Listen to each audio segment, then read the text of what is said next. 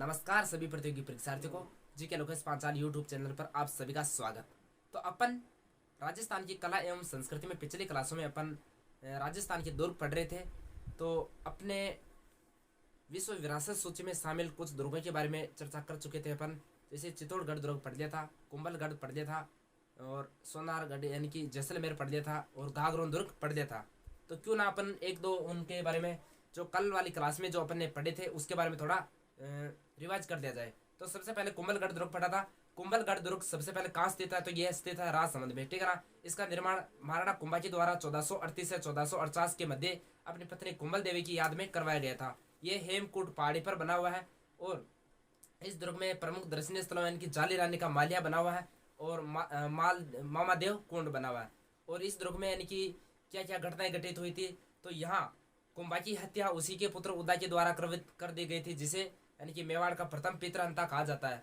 और उसके बाद में यानी कि महाराणा उदय सिंह का यहाँ राज्य अभिषेक हुआ था। महाराणा प्रताप का जन्म हुआ था कुंभलगढ़ दुर्ग के कटारगढ़ दुर्ग के बादल महल में। बादल महल के भी दो भाग थे, मर्दाना महल और जनाना महल। जनाना महल की यानी कि श्रृंगार कक्ष जूनी कचहरी। तो जूनी कचहरी में 9 मई 1540 इसको ज्येष्ठ शुक्ल तृतीया को महाराणा प्रताप का जन्म हुआ था। और कुंभलगढ़ दुर्ग की यानी कि सबसे प्राचीन दीवार है, सबसे बड़ी दीवार है, 36 किलोमीटर लंबी दीवार है, जिसे भारत की महान दीवार कहा जाता है। भारत की महान दीवार कहा जाता है। उसके बाद में गागरोन दुर्ग पढ़ रहे थे। गागरोन दुर्ग झालावाड़ में स्थित है। यह जल दुर्ग की श्रेणी का सर्वोत्तम उदाहरण है और यह दुर्ग मुकुंदरा पहाड़ी पर बना हुआ है। यह राजस्थान का एकमात्र दुर्ग जो सीधा चट्टान पर बिना नींव के खड़ा हुआ है, बिना नींव के खड़ा है। और इस दुर्ग में इसका निर्माण यानी कि कोकिल यानी कि इसका निर्माण बिजल देव डोड राजा बिजल देव के द्वारा करवाया गया था और देवेंद्र सिंह खिची के द्वारा बिजल देव को हराकर इस दुर्ग का नाम गागरोन दुर्ग कर दिया गया। और इस दुर्ग के उपनामों की बात करें, डोडगढ़, दुल्लरगढ़, गरगराटगढ़ और इस मुस्ताफाबाद, इस दुर्ग के कुछ उपनाम मिलते हैं। और इस दुर्ग के दर्शनीय स्थल कौन कौन से हैं? तो मधुसूदन मंदिर बना हुआ है, जिसका निर्माण कोटा के दुर्जन साल के द्वारा करवाया गया था। और यहाँ बुलंद दरवाजा और संत हमीदुद्दीन और मीठे शाह की दरगाह बनी हुई है, जिसका निर्माण औरंगजेब के द्वारा करवाया गया था। और गिद्धकराय पहाड़ी है, जहाँ राजनीतिक कैदियों को दंड दिया जाता था, यानी कि पहाड़ी बने हुए जहाँ पर उनको राजनीतिक कैदियों को दंड दिया जाता था। और यहाँ कोटा राज्य की टकसाल स्थित है, जहाँ पर कोटा यानी कि सालिम शाही नाम के सिक्के डाले जाते थे।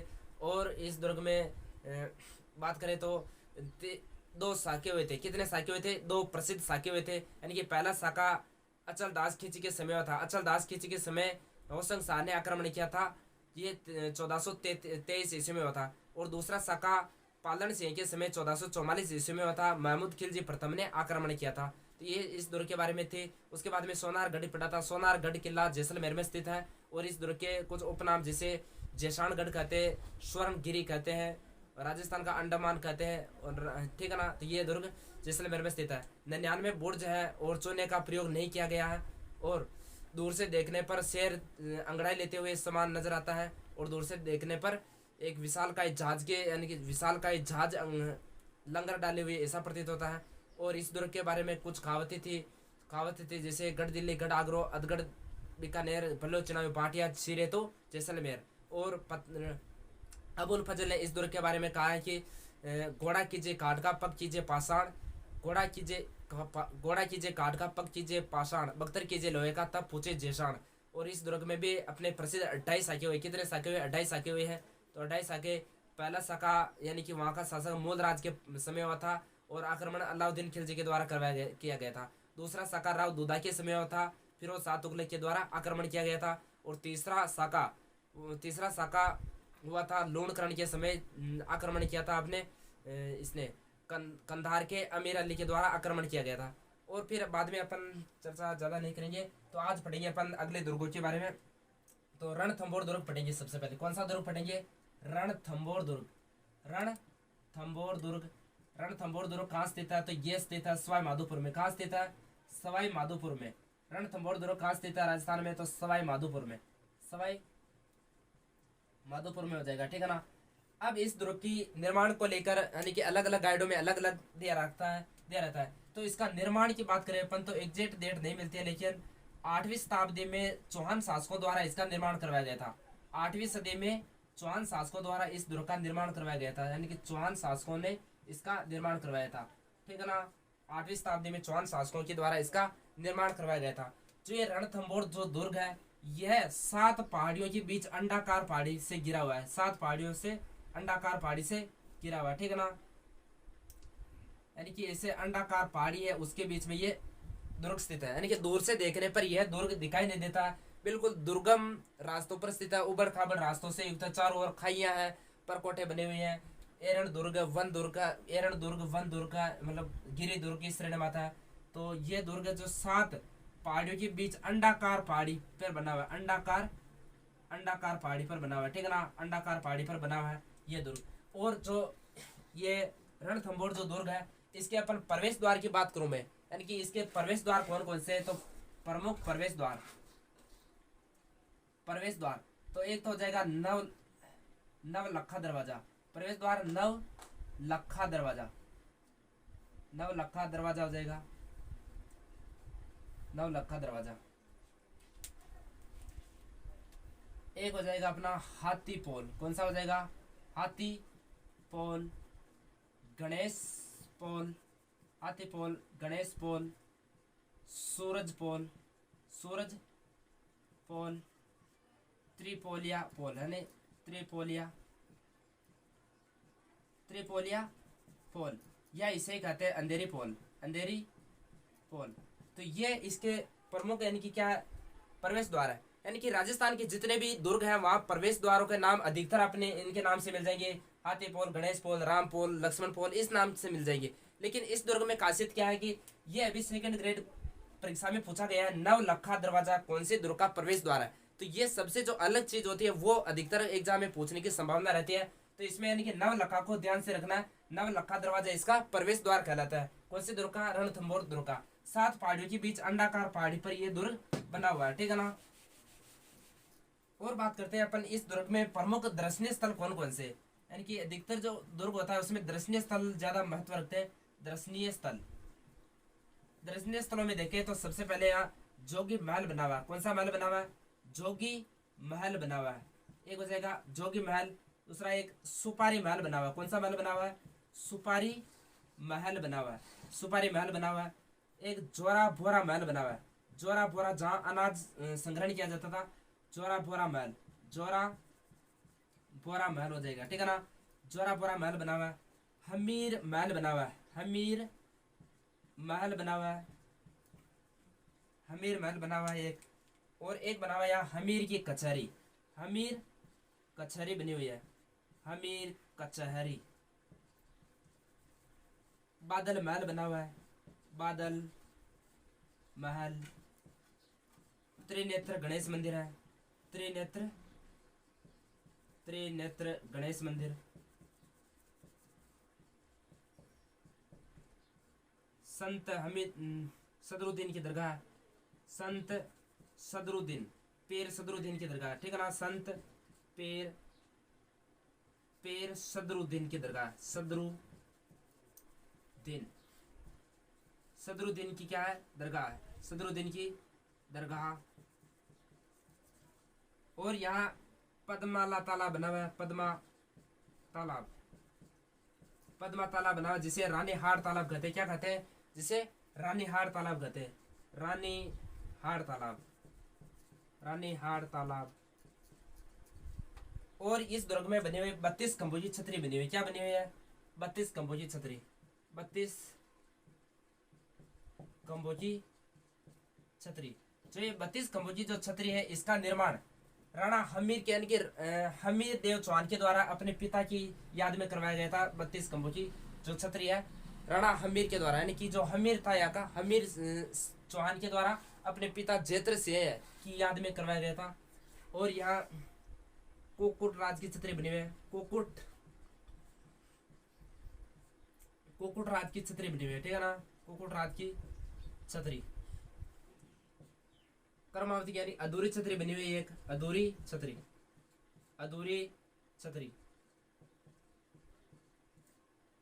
तो इस दुर्ग में ये प्रसिद्ध यानी कि देखने लायक यानी कि प्रसिद्ध दर्शनीय स्थल है, जैसे जोगी महल एक बना हुआ, जोगी महल, सुपारी महल। और इस दुर्ग में सबसे इंपॉर्टेंट है कि नहीं कि यहाँ मंदिर मस्जिद और गिरजाघर तीनों देखने को मिलते हैं। एक तो बना हुआ यहाँ मंदिर यानी कि हिंदू देवी देवताओं की क्या बने हुए मंदिर बना हुआ, एक मंदिर मस्जिद, मंदिर, मस्जिद और गिरजाघर तीनों ही देखने को मिलता है, ठीक है ना। गिरजाघर, मंदिर, मस्जिद, गिरजाघर तीनों ही कहाँ बने हुए हैं? रणथंभौर दुर्ग में बने हुए हैं, ठीक है ना। जोरापोरा महल जो अनाज संग्रहण करने का क्या होता था, ये महल है। हमीर कचहरी, हमीर के महल बने हुए, हमीर कचहरी बने हुए हैं। बादल महल बने हुए। त्रिनेत्र गणेश मंदिर, यानी कि राजस्थान का एकमात्र त्रिनेत्र गणेश मंदिर कहाँ स्थित है? तो यहाँ राजस्थान में अन्य अलग अलग स्थानों पर, जैसे बाजना गणेश का मंदिर सिरोही में स्थित है। नाचते हुए यानी कि नृत्य करत गणेश जी का मंदिर अलवर में स्थित है। और हेरम यानी कि सिंह पर सवार गणेश जी का मंदिर बीकानेर में स्थित है। खड़े गणेश जी का मंदिर कोटा में। खोड़े गणेश जी का मंदिर, खोड़े गणेश जी की बात करें अपन तो ये है यहाँ अजमेर में स्थित है।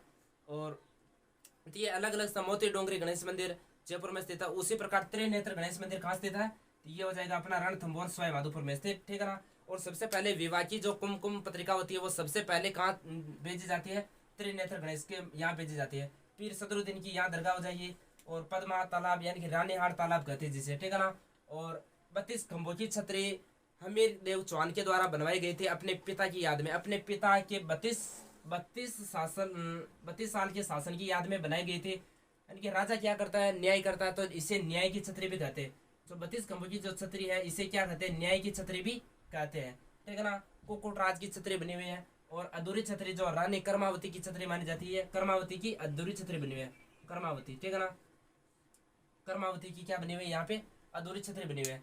कुछ यहाँ साकों के बारे में बात करेंगे अपन, तो यहाँ साका हुआ था, यानी कि प्रथम साका हुआ था 1301 में। कब हुआ था? 1301 में। यानी कि अपन ज्यादा इतिहास नहीं पढ़ रहे हैं, अपन कला संस्कृति में यानी कि दुर्गों से इतनी ज्यादा बात नहीं करेंगे, इसके बारे में फिर भी देखते हैं। यानी कि पहला, यानी कि 1301 में यहाँ राजस्थान का प्रथम शाखा माना जाता है। राजस्थान का प्रथम शाखा माना जाता है 1301 में। यहाँ का शासक था हमीर। कौन था? हमीर यहाँ का शासक था। हमीर यहाँ का शासक था। और अलाउद्दीन खिलजी ने आक्रमण किया था, ठीक है ना। अलाउद्दीन खिलजी का एक सेनापति था मीर मोहम्मद शाह। कौन था? मीर मोहम्मद शाह, जिसको हमीर ने शरण दे दी थी। हमीर के द्वारा शरण देने पर अलाउद्दीन खिलजी आक्रमण करता है राणा हमीर के यहाँ रणथंभौर दुर्ग में, ठीक है ना। और राणा यहाँ पर आक्रमण करता है। तब राणा हमीर के द्वारा, यानी कि हमीर चौहान के द्वारा क्या किया जाता है? केसरिया, हमीर सिंह के नेतृत्व में केसरिया किया जाता है। और इनकी पत्नी रंगा देवी के नेतृत्व में जोर किया जाता है। रंगा देवी, ठीक है ना। रंगा देवी के नेतृत्व में क्या किया जाता है? जोर किया जाता है। और जो इनकी एक पुत्री थी पद्मा, उसके नेतृत्व में, यानी कि वो जल में कूद कर क्या कर देती है? जल जोर। तो राजस्थान का एकमात्र जल जोर भी कहाँ हुआ है? यहाँ हुआ है, ठीक है ना। और राजस्थान का एकमात्र जल जोर कहाँ हुआ है? यहाँ। राजस्थान का एकमात्र त्रिनेत्र गणेश मंदिर कहाँ? यहाँ स्थित है, ठीक है ना। और इस दुर्ग के उपनाम की बात करें अपन तो उपनाम मिलते हैं, जैसे चित्तौड़ जो गढ़ दुर्ग है ना, चित्तौड़ दुर्ग का छोटा भाई कहते हैं इसे। चित्तौड़ का छोटा भाई कौन से दुर्ग को कहते हैं? तो रणथंभौर को चित्तौड़ का छोटा भाई कहते हैं, ठीक है ना। चित्तौड़गढ़ का। और दुर्गाधिराज भी कहते हैं इसे। क्या कहते हैं? दुर्गाधिराज, दुर्गाधिराज। तो ये इसके कुछ उपनाम याद रखना है। चित्तौड़गढ़ का छोटा भाई किस दुर्ग को कहते हैं? तो इस दुर्ग को कहते हैं दुर्गाधिराज कहते हैं। 1301 में यहाँ साका हुआ था। जो साका किसके नेतृत्व में हुआ था? यानी कि अलाउद्दीन खिलजी ने आक्रमण किया था। और हमीर के द्वारा केसरिया किया गया था। और उसकी पत्नी रंगा देवी के नेतृत्व में जोर किया गया था। और याद रखना इसमें 1291 92, ठीक है ना। 1291 में जलाउद्दीन, दिल्ली के जलाउद्दीन खिलजी ने यहाँ घेरा डाल रखा था। कहाँ पे? रणथंभौर दुर्ग पर। तब बहुत दिन हो गए घेरा डाला हुआ, युद्ध इस दुर्ग को जीत नहीं पा रहा था। वो किस दुर्ग को? रणथंभौर दुर्ग को। जब वो जीत नहीं पा रहा था तब वो यहाँ से डेरा उठाकर यानी कि जाने लगा। तब इस दुर्ग के बारे में कुछ कमेंट्री करता है। वो क्या कहता है? यानी कि ऐसे दुर्गों को मैं मुसलमान के एक बाल के बराबर भी महत्व नहीं देता हूँ। यानी कि जो रणथंभौर दुर्ग के बारे में जलालुद्दीन खिलजी ने क्या कहा? जलालुद्दीन खिलजी ने कहा है कि ऐसे 10 दुर्गों को तो मैं मुसलमान के एक बाल के बराबर भी महत्व नहीं देता। यानी कि सीधी सी बात है कि जिस चीज को आप पा रहे हो उसको पा नहीं सकते हो, तो उसके बारे में गलतियां बहुत निकाल सकते हो। जैसे देखा वो लोमड़ी वाली कहानी सुनी होगी आपने। लोमड़ी अंगूरों के नहीं पहुंच पाती, यानी कि अंगूर नहीं तोड़ पाती, तो अंगूरों की क्या बताती है? वो अंगूर ही खट्टे हैं ये तो, ठीक है ना। उसी प्रकार जैसे आप मतलब कोई भी हो, जैसे राजस्थान पुलिस की तैयारी कर रहा है और राजस्थान पुलिस का पेपर फाइट नहीं कर पाता, यानी कि किसी भी कारणवश उसका नंबर नहीं आता है, तब उसको कोई भी परिवार वाले या कोई दोस्त कहते हैं यानी कि तेरा नंबर क्यों नहीं आया, इतनी बड़ी इतनी तैयारी की। फिर वो क्या कहता है? यानी कि मैं तो पुलिस की तैयारी नहीं कर रहा था, मैं तो एसआई की तैयारी कर रहा था, यानी कि उस तैयारी तो कर रहा था लेकिन वो उसको पा नहीं पाता, तो फिर कुछ भी बता सकता है। और कोई एसआई की तैयारी कर रहा है, वो उसमें सिलेक्शन नहीं होता तो वो कहता है मैं तो आरएस की तैयारी कर रहा था। तो ऐसे कुछ भी कमियां बता सकता है, यानी कि जिस चीज़ को अपन नहीं पा सकते तो उसके बारे में कुछ भी कमियां बता सकता है। तो जलाउद्दीन खिलजी ने कुछ कमेंट किया था यहाँ पे, यानी कि ऐसे 10 दुर्गों को मैं मुसलमान के एक बाल के बराबर भी महत्व नहीं देता, ठीक है ना। और जो हमीर था इसके बारे में कुछ एक पंक्तियां हैं, जैसे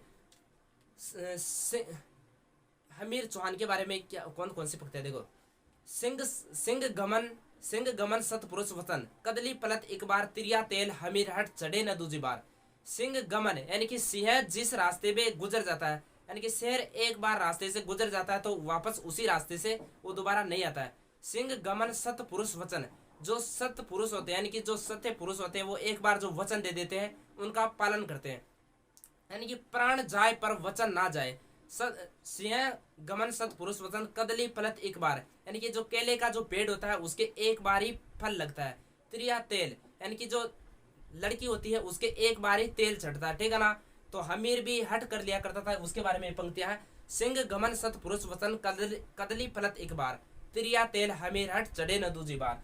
और इस दुर्ग के बारे में यानी कि अबुल फजल ने भी कुछ कमेंट किया है। अबुल फजल मतलब कहीं ना कहीं मतलब कमेंट करता ही रहता था। इसने जो अपना वो कुंभलगढ़ का दुर्ग था उसके बारे में कमेंट किया अबुल फजल ने। यह दुर्ग इतनी बुलंदी पर बना हुआ है कि नीचे से ऊपर की ओर देखने पर सिर पर रखी हुई पगड़ी नीचे गिर जाती है। ये कुंभलगढ़ के दुर्ग के बारे में कहा था अबुल फजल ने। और अबुल फजल ने रणथंभौर दुर्ग के बारे में क्या कहा है, इसके बारे में कहा है कि अन्य दुर्ग, राजस्थान के अन्य दुर्ग सब नंगे हैं, बाकी यह दुर्ग क्या बख्तर बंद है। बख्तर बंद है, किसने कहा ये बख्तर बंद है, अन्य दुर्ग तो क्या है नंगे है, जबकि ये क्या है बख्तर बंद। ये अबुल फजल ने कहा है किसके बारे में, रणथंभौर दुर्ग के बारे में, ठीक है ना। और हमीर खुसरो ने इस दुर्ग के बारे में क्या कहा है, हमीर खुसरो ने इस दुर्ग के बारे में कहा कि आज कुप्र का गढ़ इस्लाम का घर हो गया है, यानी कि अलाउद्दीन खिलजी के द्वारा यहाँ आक्रमण करने के बाद क्या कहा उसने, आज कुप्र का गढ़ इस्लाम का घर हो गया है, यानी कि ठीक है ना। ये इसके बारे में कमेंट थे कुछ। तो ये अपने रणथंभौर दुर्ग के बारे में कुछ जानकारियां पड़ी थी, तो उतार लिया होगा आपने।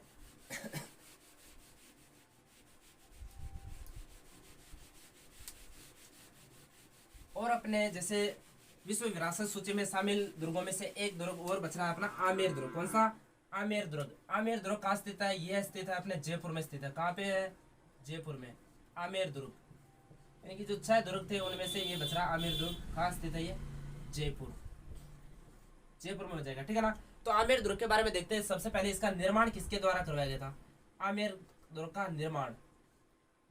निर्माण के बारे में ऐसा आता है इसके बारे में, यानी कि मीणाओं के द्वारा इसका निर्माण करवाया गया था। 1150 के आसपास धौला राय के द्वारा इसका निर्माण करवाया गया था।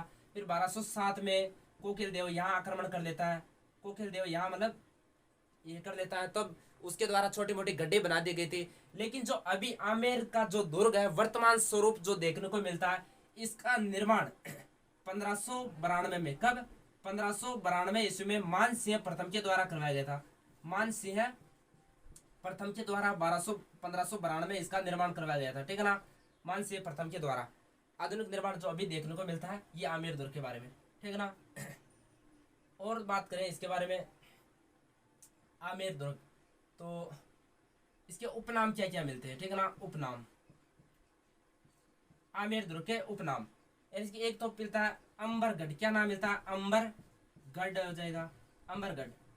अंबिकापुर यानी कि अम्बावती भी मिलता है एक तो, अम्बावती, अंबिकागढ़ हो जाएगा, ठीक है ना। ये इसके इस दुर्ग के कुछ उपनाम थे, ठीक है ना। और देखते हैं यहाँ दर्शनीय स्थल कौन कौन से है। दर्शनीय स्थल आमेर दुर्ग के अपन दर्शनीय स्थलों की बात करें तो यहाँ बना हुआ एक तो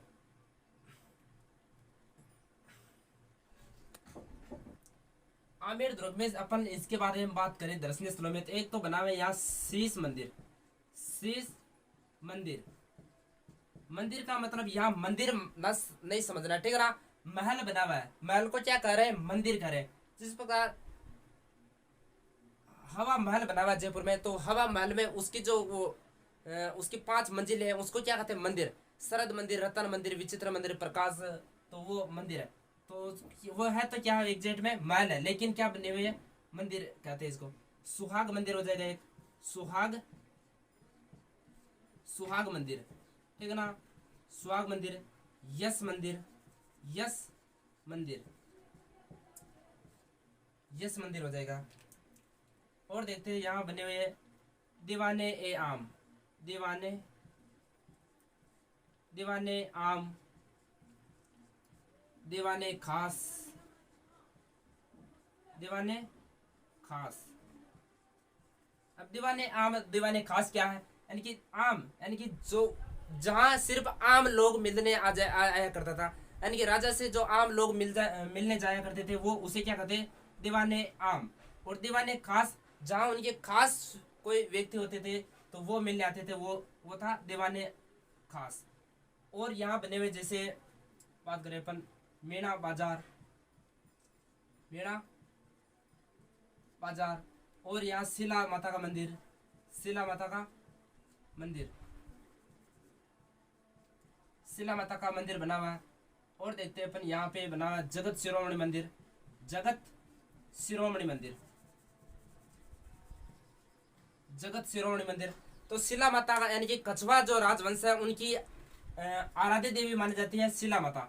यानी कि शिला माता की मूर्ति को मान सिंह प्रथम बंगाल के केदार कायस्थ को हरा कर लाया था, ठीक है ना। और इस मूर्ति के बारे में कहा जाता है ये जिसके भी पास होती थी वो उसकी हार कभी नहीं होती थी, ठीक है ना। तो शिला माता का मंदिर कहाँ हो जाएगा? ये आमेर दुर्ग में बना हुआ। जगत शिरोमणि मंदिर, जगत शिरोमणि मंदिर, यानी इस मंदिर का निर्माण मान सिंह प्रथम की रानी कनकावती के द्वारा करवाया गया था अपने पुत्र जगत सिंह की याद में, ठीक है ना। और इस दुर्ग में जो मूर्ति लगी हुई है उस मूर्ति की मेरा बचपन में पूजा किया करती थी, वही मूर्ति है कृष्ण की यहाँ। तो जगत शिरोमणि मंदिर हो जाएगा। भूल भुलैया बनी हुई, यहाँ पे क्या बनी हुई है? भूल भुलैया, भूल भुलैया। इस दुर्ग में जो भी जाया करता था वो एक बार जाने के बाद वापस आसानी से निकल नहीं पाता था। तो यहाँ क्या बनी हुई है? भूल भुलैया बनी हुई है। 4 भाग शैली बनी हुई है, 4 भाग शैली, 4 भाग शैली है, ठीक है ना। और 4 भाग शैली हो जाएगी।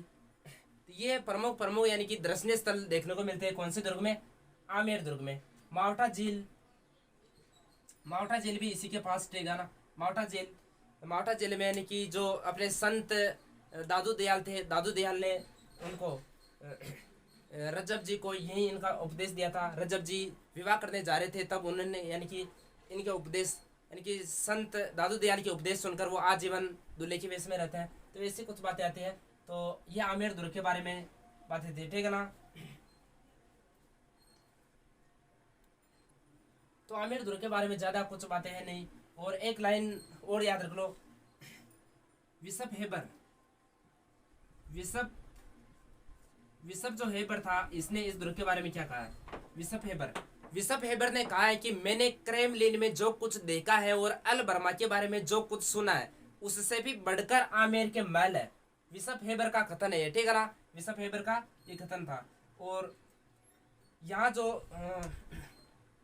ठीक है, इसके बारे में ज़्यादा कुछ चर्चा नहीं करेंगे। अगला पढ़ते हैं अपन आमेर दुर्ग के बाद में देखते हैं अपन जयगढ़ दुर्ग। जयगढ़ दुर्ग भी कहाँ बना हुआ है? जयगढ़ दुर्ग भी बना हुआ है अपना कहाँ पे? ये भी जयपुर में हो जाएगा, ठीक है ना। जयपुर, जयगढ़ दुर्ग, जयगढ़ दुर्ग कहाँ बना हुआ है? ये जयपुर, ठीक है ना। जयगढ़ दुर्ग जयपुर में। जयगढ़ दुर्ग का निर्माण किसके द्वारा करवाया गया था? देखते हैं अपन इसका निर्माण। जयगढ़ दुर्ग का निर्माण मान सिंह प्रथम के द्वारा करवाया गया था। किसके द्वारा? मान सिंह प्रथम, मान सिंह प्रथम के द्वारा इसका निर्माण करवाया जाता है। जबकि इसका नामकरण, नामकरण की अपन बात करें तो नामकरण करवाया गया था इसका मिर्जा राजा जय सिंह के द्वारा। मिर्जा राजा, मिर्जा राजा जय सिंह, ठीक है ना। मिर्जा राजा जय सिंह के द्वारा इसका नामकरण करवाया गया था। और आधुनिक निर्माण जो अभी आधुनिक जो अभी वर्तमान स्वरूप जो देखने को मिलता है, आधुनिक निर्माण करवाया गया था इसका सवाई जय सिंह सेकंड के द्वारा, ठीक है ना। सवाई जय सिंह द्वितीय के द्वारा इसका क्या करवाया जाता है? आधुनिक निर्माण। सवाई जय सिंह II के द्वारा इसका क्या करवाया जाता है, आधुनिक निर्माण करवाया जाता है, जयगढ़ दुर्ग का निर्माण, ठीक है ना। अब इसके उपनाम क्या मिलते हैं, उपनाम, उपनाम की बात करें तो इस जयगढ़ दुर्ग को क्या कहते हैं, उपनाम देखें इसका तो चिल्ला का टीला है, एक तो क्या है, चिल्ला का टीला, चिल्ला का टीला, चील होते हैं ना, चील उसी आकृति में बना हुआ है, तो चिल्ला का टीला हो जाएगा। रहस्यमय दुर्ग है, क्या ये, रहस्यमय दुर्ग, रहस्यमय दुर्ग है ये, तो चिल्ला का टीला एक उपनाम हो जाएगा, रहस्यमय दुर्ग है। और देखिए इसमें प्रमुख प्रवेश द्वार, प्रवेश द्वार, प्रमुख प्रवेश द्वार में जैसे एक तो बने हुए अवनी दरवाजा, अवनी दरवाजा, अवनी दरवाजा, भैरव, अवनी दरवाजा और भैरव पोल, भैरव पोल, अवनी दरवाजा हो जाएगा, भैरव पोल, डूंगर पोल, डूंगर पोल, अवनी दरवाजा, भैरव पोल, डूंगर दरवाजा, तो ये इस दुर्ग की क्या है, ये उपनाम है कुछ, ये इसके सॉरी प्रवेश द्वार है, ठीक है ना। और इस दुर्ग में देखते हैं जो स्वर्गीय इंदिरा गांधी थी ना, इंदिरा गांधी के समय इस दुर्ग की खुदाई करवाई जाती है, ठीक है ना। इंदिरा गांधी के समय क्या हुई थी, इस दुर्ग की खुदाई हुई थी,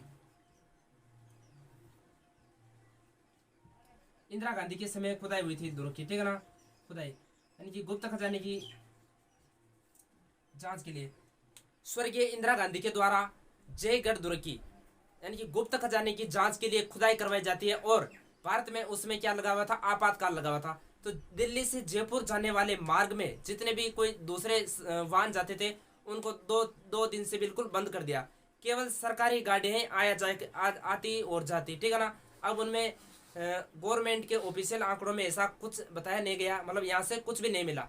तब जयपुर के जो बुजुर्ग लोग हैं वो कहते हैं कि जब कुछ भी नहीं मिला तब जयपुर से दिल्ली की ओर जो वो 2 दिन तक ट्रक चले थे उनमें क्या भर भर कर ले जाए जा रहे थे, ठीक है ना। तो ये इंदिरा गांधी के समय इस किले की क्या गुप्त खजाने के लिए ये खुदाई करवाई जाती है। और यहाँ इस दुर्ग में एक अपने बहुत बड़ी यानी कि ये रखी हुई है तोप, जय बाण तोप, ठीक है ना, जय बाण तोप, यानी कि जो यहाँ के कारीगर थे वो तोपे यानी कि अस्त्र शस्त्र बनाया करते थे, तो जय बाण तोप बनाई। तो ये तोप क्या ज्यादा भारी बन गई, ज्यादा भारी बन गई तो वहां से इसको उठा नहीं पाए, तो ये इसकी वेट की बात करें तो 50 टन की थी, कितने, 50 टन वेट, कितना था इसका वजन, 50 टन इसका वजन था। और इस तोप को एक बार चलाने के लिए 100 किलो बारूद की आवश्यकता होती थी, 100 किलो बारूद, यानी कि जो जय बाण तोप है इसको यदि एक बार चलाना है तो 100 किलो बारूद की आवश्यकता होती थी, ठीक है ना।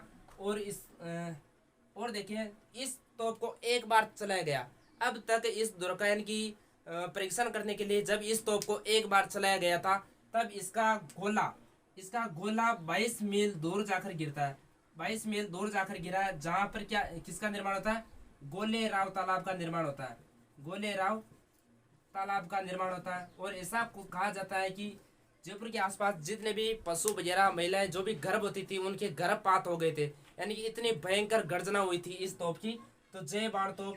और यहाँ इसी दुर्ग में एक अन्य तोप रखी हुई है रणबंका, कौन सी तोप रखी हुई है, रणबंका, रणबंका नाम की एक अन्य तोप रखी हुई है। और यहाँ लेथ मशीन यानी कि तोपे डालने का एक लेथ मशीन है, तोप डालने का एक कारखाना जिसे कहते हैं लेथ मशीन लगी हुई है, जो अभी वर्तमान स्वरूप मूल अवस्था में है, ठीक है ना। लेथ मशीन तोप डालने का ये हुआ करता था। और किले हमेशा क्या के सुरक्षा की दृष्टि से बनाए जाते थे, जबकि जो जयगढ़ दुर्ग है ना इससे होकर अनेक सुरंगें निकली हुई है, क्या निकली हुई है, सुरंगें निकली हुई है। तो एक सुरंग तो यहाँ से जाती है नारगढ़ की ओर, एक जाती है आमेर दुर्ग की ओर, तो यहाँ से मतलब सुरंगें बनी हुई है। और देखिए इसके बारे में, यह जो जयगढ़ जो दुर्ग है यह मुगल व राजपूत शैली में बना हुआ है, राजपूत शैली में, क्योंकि कछवाओं ने राजपूतों से यानी कि कछवाओं ने मुगलों से अधीनता स्वीकार कर ली थी, तब उनको ज्यादा वो इसका आक्रमण का ज्यादा कोई वो नहीं रहता था भय। तो ये दुर्ग जो है मुगल व राजपूत शैली में बना हुआ है, मुगल व राजपूत शैली में बना हुआ है। और इस दुर्ग में ऐसा कहा जाता है कि एक भी बार क्या नहीं हुआ, किसी बाहरी आक्रमण नहीं हुआ, ठीक है ना। आक्रमण नहीं हुआ यहाँ पर। और एक बनी हुई यहाँ पे विजयगढ़ी, क्या बनी हुई है, विजयगढ़ी, विजयगढ़ी बनी हुई है, ठीक है ना। विजयगढ़ी सवाई जय सिंह का छोटा भाई था, उसको यहाँ कैद करके रखा गया था। और इस दुर्ग के बारे में एक और प्रचलित है, ये है कि रहस्यमय दुर्ग क्यों कहते हैं, यानी कि इस दुर्ग में जिस भी कैदी को एक बार बंद कर दिया जाता था वो वापस आज दिन तक जिंदा कभी नहीं निकला। तो इसके बारे में ये रहस्यमय दुर्ग इसलिए कहा जाता है इसको। तो ठीक है, इसके बारे में इतनी बातें काफ़ी हैं। और देखते हैं अपन आगे, एक जयपुर का एक और अन्य दुर्ग है नाहरगढ़ दुर्ग। कौन सा, नाहरगढ़ दुर्ग। नाहरगढ़ दुर्ग के बारे में दो चार बातें पढ़ लेते हैं अपन, ठीक है ना। नाहरगढ़, नाहरगढ़ दुर्ग ये कहाँ स्थित है, ये भी जयपुर में स्थित है। नाहरगढ़ दुर्ग कहाँ स्थित है, जयपुर में। अब जो ये नाहरगढ़ दुर्ग है इसका निर्माण की बात करें अपन, निर्माण,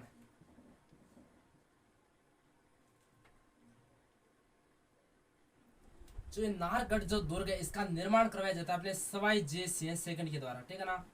सवाई जय सिंह सेकंड, सवाई जय सिंह द्वितीय के द्वारा करवाया गया था 1734 में। कब करवाया गया था, 1734 में इस दुर्ग का निर्माण करवाया गया था। और उपनाम देखे इसका, यानी कि नाहरगढ़ दुर्ग के उपनाम क्या मिलते हैं, एक तो कहते हैं इसे सुदर्शनगढ़, सुदर्शन, सुदर्शनगढ़, सुदर्शनगढ़ एक तो इसका उपनाम हो जाएगा, ठीक है ना। याद रखना उपनाम क्या है, सुदर्शनगढ़ कहते हैं इसे। और देखिए इस दुर्ग के बारे में, नाहरगढ़ दुर्ग के बारे में। अब सुदर्शनगढ़ क्यों कहते हैं, क्योंकि ये कृष्ण के, यानी कि कृष्ण के मुकुट के समान बना हुआ है और जयपुर की ओर झांकता हुआ ऐसा प्रतीत होता है। और देखिए नाहरगढ़ दुर्ग के बारे में, इसका नामकरण, नामकरण, जो नाहरगढ़ दुर्ग बना हुआ है इसका नामकरण नाहर सिंह भौमिया के नाम पर हुआ। नाहर सिंह भौमिया, ठीक है ना। इस दुर्ग के बारे में ऐसा कहा जाता है कि जब इसका निर्माण करवाया जा रहा था तब इसका मतलब पूरे दिन पर इसका निर्माण करवाते और रात में अपने आप ही क्या हो जाता था, ये दीवारों को जो गिरा देता था, यानी कि डस जाता था। तब किसी से तांत्रिक से पूछा गया, कुछ नाम आता है जैसे पुंडरीक रत्नाकर से पूछा गया, तब उसने कहा कि नाहर सिंह जो भौमिया है उसकी ये जगह है, उसको कहीं अन्यत्र उसका चबूतरा बनाना पड़ेगा तब जाके इसका निर्माण हो पाएगा। तब नाहर सिंह भौमिया को उसको कहीं अन्य जगह पर बिठा दिया गया, यानी कि अन्य जगह पर उसका चबूतरा बना दिया गया और उसी के नाम पर इस दुर्ग का क्या नाम रखा गया, नाहरगढ़ इस दुर्ग का नाम रखा गया। और इस दुर्ग के बारे में अपन देखें तो यहाँ जो जगत सिंह सेकंड, ठीक है ना, जगत सिंह सेकंड, जगत सिंह सेकंड के द्वारा रसकपुर वेश्या को यहाँ बंदी बनाकर रखा गया, ठीक है ना, कैद किया गया। रसकपुर की जो वेश्या थी ना उसको, रसकपुर वेश्या, रसकपुर वेश्या को कैदी बनाकर यहाँ रखा गया। और अपन बात करते हैं रसकपुर वेश्या को यहाँ बंदी बनाकर रखा गया। और जो माधो सिंह सेकंड था, माधो सिंह सेकंड, माधो सिंह सेकंड ने अपनी 9 पासवान रानियों के लिए 9 एक जैसे 9 महल बनाए गए थे, ठीक है ना। 9 महलों का निर्माण करवाया गया था, एक जैसे 9 महल, एक जैसे 9 महलों का निर्माण करवाया गया था। महलों का निर्माण, तो इसमें इतना याद रखना है कि माधो सिंह सेकंड के द्वारा एक जैसे 9 महलों का निर्माण करवाया जाता है अपनी 9 पासवान रानियों के लिए, ठीक है ना। तो नाहरगढ़ दुर्ग में ज़्यादा इतना देखने को नहीं मिलता है। तो दोस्तों आशा करता हूँ ये वीडियो आपको बहुत शानदार तरीके से समझ में आ गया होगा। और कमेंट और लाइक करें और अपने दोस्तों के साथ वीडियो को ज़्यादा से ज़्यादा शेयर करें। और अगली क्लास में अपन पढ़ते रहेंगे, ठीक है ना।